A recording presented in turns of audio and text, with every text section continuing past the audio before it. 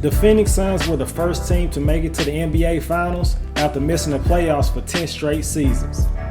The Suns' rise began before the 2019-20 season when Monty Williams chose the Phoenix Suns over the Los Angeles Lakers for the opportunity to coach a very talented young team that was led by Devin Booker and DeAndre Ayton. After just winning 19 games in 2018-19, the Suns not only needed a great coach, but a great leader. A leader of men. A coach that genuinely cared about everybody that he worked with. This franchise couldn't have found a better coach. Monty wanted this challenge. He embraced the opportunity and the challenge of pulling a franchise that had just won 19 games back to relevancy. There was a lot of hype and optimism with this team after their incredible run in the Orlando bubble when they went a perfect 8-0 and looked unstoppable. They finished that season 34-39. And even though they missed the playoffs once again, people could see a spark with this group that they haven't seen from a Phoenix Suns team since the great Steve Nash was wearing the uniform. The acquisition of Chris Paul ended up being one of the biggest offseason trades in franchise history. A large motivating factor for Chris Paul to join the Phoenix Suns in the first place was Monty Williams, who coached them for one season in New Orleans. This was almost a similar situation to when the Suns signed Steve Nash as a free agent in the summer of 2003. You had a lot of talented young players on the team, but you just needed a true elite point guard to help steer the team in the right direction, just like with this team. And also like that 2004 squad, going into the season, nobody knew just how good this team could be. A lot of media members were split on this team.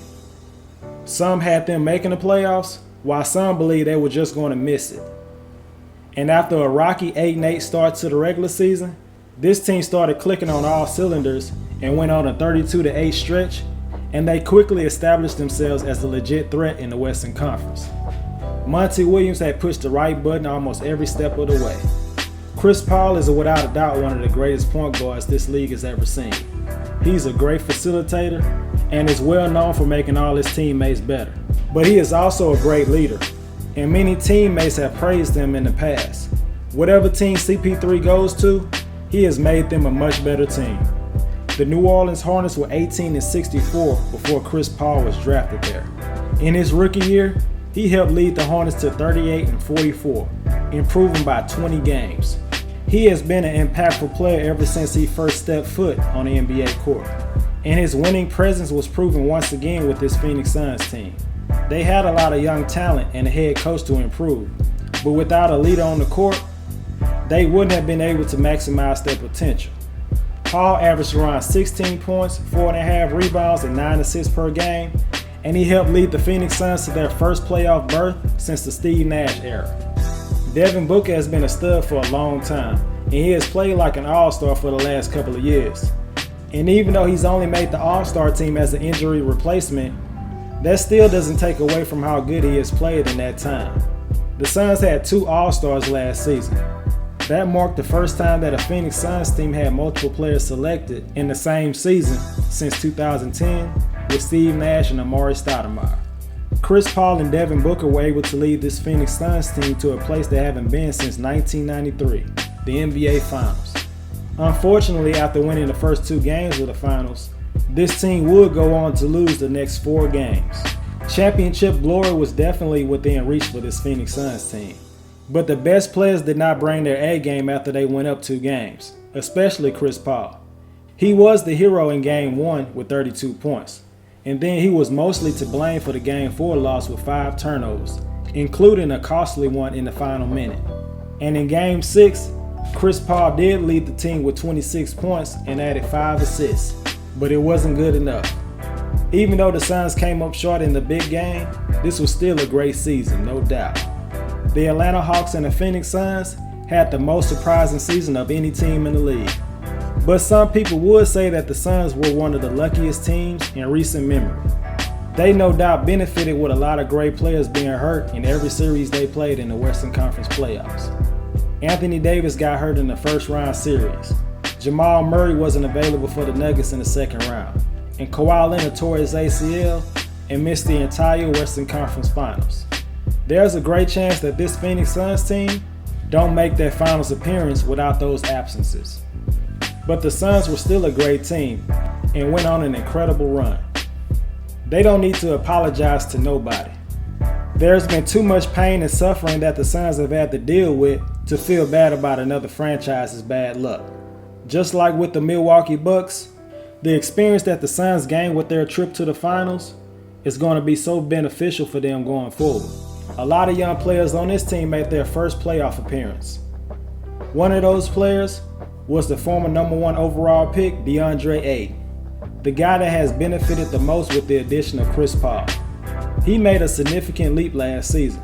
Now his scoring average did go down a little bit, but he became a more effective player in his third year by nearly every metric.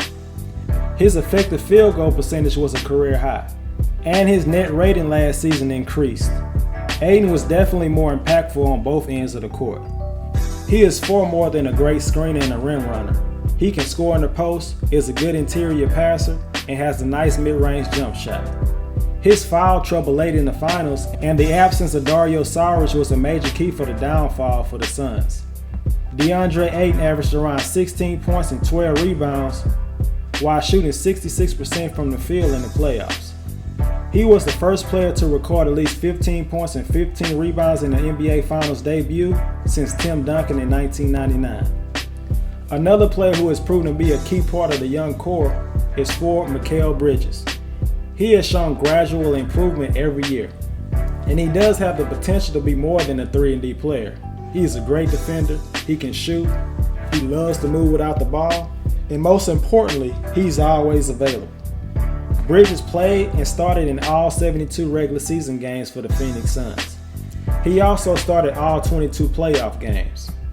This guy didn't miss a game in college, and he also hasn't missed a game in the NBA, which is really amazing in this day and age. This team has a lot of players in their young core that is up for an extension either right now or next year. DeAndre Ayton and Mikhail Bridges are eligible right now, and Cam Johnson will be next year. With the re-signing of Chris Paul and Ayton and Bridges up for more than likely big extensions, the Phoenix Suns could have a huge luxury tax bill on their hands a couple of years down the road. If Cam Johnson keep improving, the Suns will have a hard time paying him along with Ayton, Bridges, Paul, and Booker unless they continue to work over the cap and pay luxury tax. But that is the price of trying to win a championship, something that the Golden State Warriors and the Brooklyn Nets completely understand. This is one of the deepest teams in the league, and that depth got even better with the additions of Landry Shamet and JaVale McGee.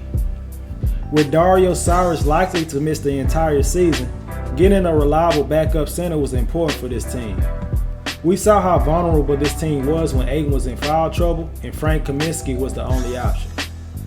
Cameron Payne proved last season that he can actually be an NBA player, not just a sideshow, not a cheerleader, but a contributing basketball player. He used to be known in OKC for everything but basketball. Now he's become one of the best backup point guards in the league and at times played better than Chris Paul in the playoffs. He gave this team whatever they needed. If they needed scoring, he could give that. If they were looking for a playmaker, he came off the bench and dished the ball. He brought consistent energy off the bench every night. There was no way that the Suns could afford to move on without him. This team is not satisfied with last season's success. Chris Paul and Monty Williams won't allow this team to get too comfortable because opportunities to get to the finals don't come around very often. Since July 2020, this team has gone 71-25. That includes the bubble, the regular season, and the playoffs. The mission is far from done, and they will do everything in their power to get another shot at the championship this upcoming season. I have the Phoenix Suns finishing in first place with a 56-26 record. This team is stacked. They have everything you need to make another run to the NBA Finals. Last season was a lot of players' first time in the playoffs, and most of them played up to their potential. The addition of JaVale McGee and Landry Shamet makes them even more dangerous than last season. Devin Booker is a bucket, and he's become one of the best scorers in the league. And DeAndre Ayton's impact last season was all-star worthy. And with CP3 and Monty Williams leading the way, the Phoenix Suns will be one of the best teams in the league again this upcoming season.